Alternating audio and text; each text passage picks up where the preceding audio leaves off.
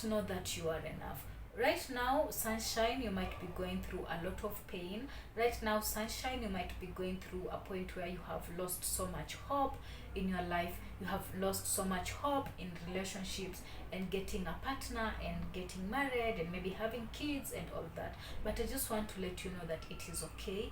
It is a season that you're going through right now in life. I just want you to just sit down, darling. Just breathe in and breathe out, and just know that this too shall pass. A good person, when you are a healthy person, when you are operating from a point of calmness and peace and love and gentleness, like we have put this person on a pedestal. So I am dating my partner, or I'm dating this man in my life, but I see this guy like literally a god, like an idol. So there's a place that I have kept my partner on a pedestal, instead of pretty much just looking into what this person is showing you. This person is showing you they don't value you, they don't appreciate your time. Of love, there is no aspect of the one in this world. The one is the person who you choose to do this life with, who you choose to build this relationship with. Relationships are work. Relationships are not a walk in the park.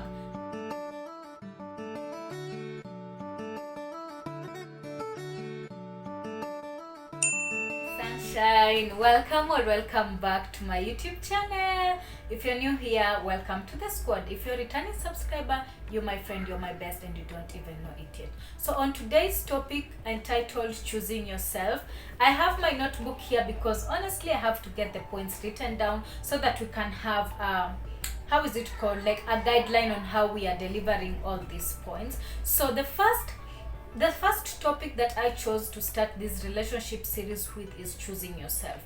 I chose this topic because in everything, in your relationships with your family, with God, with your partner, with work, with your workmates, any relationship that you are going to be in, it all pivots around you. You are the main topic in all this, or rather you are the main ingredient in all this. So choosing yourself is such a pivot and such an important topic that we have to start with, so that we can also place ourselves and get to create maybe boundaries and protection around us, because at the end of the day it all just comes to you and the decisions that you make to choose the people to be in your life, to choose the type of relationships you want to be in. So it all starts with you, but it's going to be a very hard journey if you're going to start choosing relationships to get in and you don't even know yourself as a person. So it really needs you to be at a point where you know yourself as a person before you get into all these other relationships with people. It really plays a big role to know what you can take and what you cannot take when it comes to these relationships that you're building. So let's all get started. Stay tuned, guys. This is the place to be. I think love is the most precious gift that God ever granted to us all. So when it comes to love, it tends to be a little bit heavy on all of us. We go through heartbreaks, we go through pain. It's always pretty much a grieving process. But I won't promise that the next breakup you're going to get in after watching this video, it's going to be easier. No, but after several episodes on this channel, you're going to just learn how to go through it and how to pick yourself.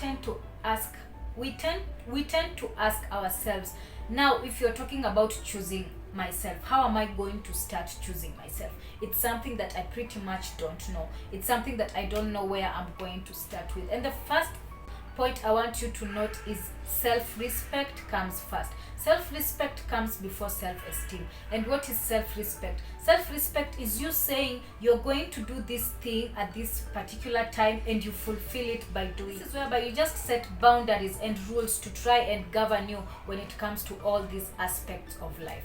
Another point to note is that go easy on yourself.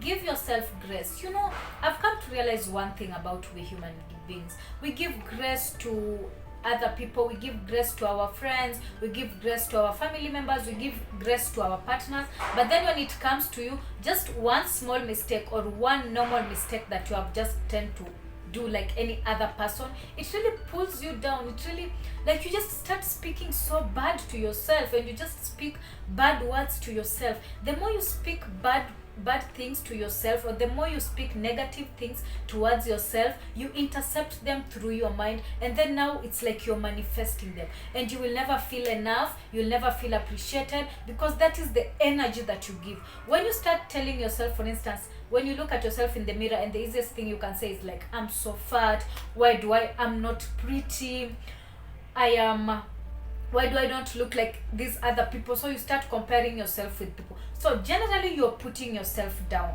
When you start, and the words that you're using, your mouth and your tongue is a very powerful tool. It's even written in the Bible. So the words that you speak, you intercept them through your mind, and then now you start manifesting them. For instance, if I look at myself in the mirror and I tell myself, I am so fat, so how will I be walking? And I intercept it through my mind. How will I be walking outside? I'll just be walking like my self-esteem is just down. I'm just so down. I can't even dress well, because I'm just like, if I dress this dress, somebody's going to see my booty. If I wear these trousers, they're not good for fat people. So speak good words to yourself. Speak positiveness to yourself. If you don't like something about yourself, then choose to do, or choose to put a routine to work on it.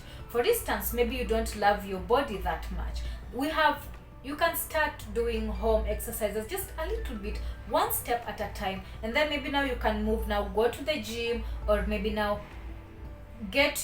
start to learn what you can eat, like prioritize the meals. And how is it called, it's the card, I've forgotten the name pretty much, of having limits on what to eat. Like, join groups that are talking about body positivity and how to get yourself in health and all that. Listen to podcasts, listen to watch YouTube channels. Just do something about it. Just don't sit and wallow in your, maybe if you're not feeling so good in your body, don't sit there and wallow in it. Now that is what we say, choosing yourself. You've realized this is a problem with you, this is how you feel, and I'm going to work on it step by step. It doesn't have to take 1 year and I see results, but I'm going to put in the effort, and I'm going to make sure I put in the effort. So that is self-respect. Let's start out with choosing yourself. The first questions that you should be asking you as a person is, who am I? When I stand in the mirror and look at myself, the first question that I ask myself is, who am I? So you might say, I am Selena, I am a woman. Like, the things that you're going to describe yourself with at that moment when you stand into the mirror are going to be the things that you familiarize with when it comes to you. So when it comes to relationships and choosing yourself, before you get into a relationship, you should be at this point in life where, when you look at yourself and the decisions that you're making and the people that you're choosing to be in your life, you should be at this position in life where you are so certain about it. And how do we do it? For instance, for me, I'm such a nurturer. I nurture my friendships, my relationships, and all that. And anything that you nurture, it tentatively tends to grow. But then I've realized one thing about me, and I've also known something about me. I am an anxious attached. Like, I have the anxious attachment style. So when I get in a relationship, pretty much when I get a partner, all my energy, I literally put all my energy to this person. I just want to make this person feel amazing. I want to make this person feel loved. I want to make this person know that I am there for them. Even when this person has not yet earned all this, I easily give it out to people. And at the end of the day, you find out that the more you give yourself out to people, the more people tend to pull themselves away from it. It's the energy that you give, but it's also coming from a point of, yes, I am a nurturer, but I'm also an anxious attached. Like, when you are anxiously attached, it comes from a point of where maybe when you were young and your caregiver you were at a point where, sometimes you can get what you want. For instance, you you can get affection from your caregiver, but it's not ascertained. So any moment you get that affection from that caregiver, maybe once in a while, you really just want to keep it to yourself, you see. And because you also want to feel loved and appreciated and all that, you keep on doing a lot of things like to win this love or to show this person that I am enough, choose me, choose me. And any moment that you keep on doing things to prove to somebody to choose you, they just naturally tend to pull themselves away, because the energy that you're giving is choose me, I'm doing this, you can't see I'm doing this, you can't see I'm loving you, right? So choose me, choose me. So one thing that I have learned to do is, or pretty much one thing that I am learning to do, is to just take one step at a time. Like, it's very much okay to let go people. And one thing that I am learning to normalize is that it's okay if somebody cannot love me to the degree that I expect them to love me, or to the degree that how much I pour into the relationship, they're not on that face, or they cannot love me to that extent. Like, we are all human beings, and the partner that you have in your life, or the partner that you are envisioning to have in your life, maybe they have their own issues, maybe they are going through healing, maybe they are going through self-empowerment, maybe they're just going through on how to figure themselves, and they're not in a position in their life at that time to give me that love that I am inquiring from them. So what do? You choose to let that go, and you choose now to bring back that energy into yourself. All the love that I want to feel from this person, I want this person to take me out on dates, I want this person to buy me flowers, to buy me chocolates, I want this person to affirm me each and every day, I want this person to tell me how beautiful I am, how enough I am. It's simply something that I can also do. I just stand in the mirror, look at myself, and tell myself I am enough, I love myself. Like, each and every morning I can do that. Like, you affirm yourself each and every morning. You don't have to do millions of affirmation, but just 5 words. If your love language is words of affirmation, if your love language is gifting, why are you sitting, or why are you with this person? And even before this person met you, you say your love language is gifting, but when you're asked what have you bought yourself, you haven't even bought yourself anything. So all these things that we are always expecting people to do for us, our partners to do for us, I really pretty much found out you can still do that. If your love language is quality time, give yourself that quality time. Book a spa date, go for a bowling game somewhere, go and try something new. Like, spend that quality time with you, and like, maybe cook a nice meal for yourself. That is still quality time. When you start learning to be comfortable in your singleness and to love yourself in your singleness, you will attract a lot of goodness. One thing that I have come to realize right now in my single phase, yes guys, I am so single and not searching at this point in my life. I am very, very much comfortable being single at this point in my life, because at this point in my life I have given it a phase where I just want to redefine myself, to heal myself, to find myself, to find my purpose and all that. Like, I'm pretty much being selfish with this time in my life for a given long time. I just want to be comfortable being single. I want to find out things that I can do while I'm still single, and enjoy the moment of being single, because sometimes relationships, they take a lot of time. So one thing that I am learning in my singlehood journey, it's just to be okay being single and to be present in this journey. And as I take through myself this healing journey, finding myself the pieces that I have given out so much, finding the places that I have been messing out in my relationships. I am not perfect, nobody is perfect. It's really giving me a redefining moment in my life, and I really feel so much okay. Yes, I love love. Nobody doesn't love love. I am a sucker of love. I love being loved. I love giving out love. But when God has not given me that right now, I am choosing to do it for myself. And there are many, many more things I'm going to be doing for myself. And of course, I'll be bringing my camera to some of them, like the activities that I'm going to be doing and all that. I will bring you guys along. So keep on subscribing, keep on staying here. But one thing that I have learned is to be okay being single, to be comfortable being single. I mean, we all yearn this, having somebody to love, having somebody to treasure, just having this partner. When you sit down and you think of them, you're so happy. But I'm not going to choose to be just in any other relationship because I'm scared of being single or alone, or I'm not going to choose being in a relationship that is not fulfilling just because I'm single of being I'm scared of being single and alone. Even in your alone time, there's a lot of things that you can do, and you will be building more and more, and you'll be finding yourself more and more and more, and you'll be loving yourself. In that, I want to be at a point where in life, if my next partner comes into life, I'm at a point in my life where I'm making peace with, I am going through all this to make myself a better person. I'm not going through all this to to expect an end goal, which is maybe my Prince Charming waiting at the end of my healing journey to just capture me and take care of me. No, I'm doing all this healing journey for me because of me. I'm choosing to pour into myself because of me. In regards to that, I'm getting comfortable. Like, I'm getting okay knowing that I love love, I love being loved, I love nurturing love, I love giving out love. But I'm very much okay if my partner doesn't come into my life. Like, I'm making myself very much okay and comfortable, not choosing anybody just because I want to be in a relationship. No, I'm making my priorities right. In regards to, even if my next partner comes into my life, and we might start out amazing and all that, but then it gets to a point where maybe the things that they are doing are no longer fulfilling to this relationship.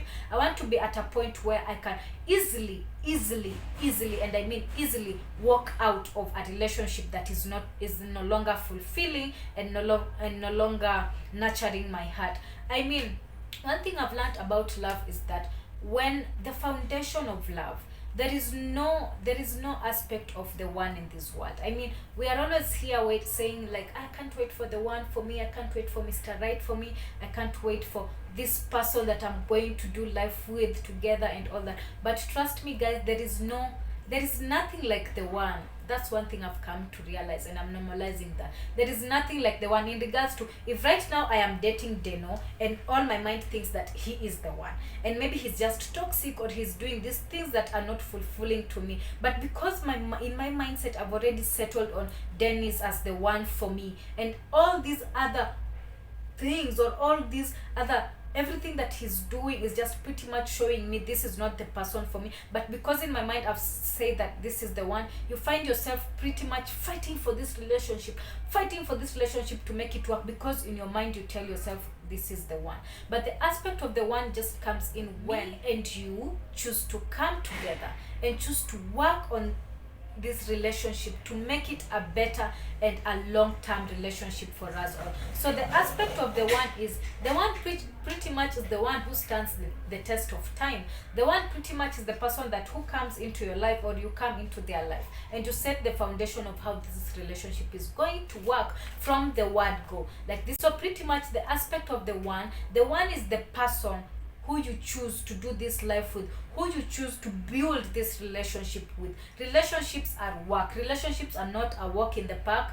I mean, I'm coming in with my goodness, and I'm also coming in with my heaviness, and I'm also coming in with my anxious attachments. You're also bringing along something with you, something good, something bad, something negative. But one thing I always say about people is that we have behaviors that we can change, or like, so long as we are working on this relationship together for the betterment of it. And one thing I am also learning is that you are a complete person. There's always this statement of this is my better half. Like, I am coming into this relationship with my half, and then they are coming in with the other half, and then now we are going to complete it and form a relationship. No, we are all getting into relationships as complete people, like as a whole person, as a pillar. I would prefer talking about my partner as a pillar, because when two pillars come together, or when for instance, when a building is up, you always find that it's held by pillars.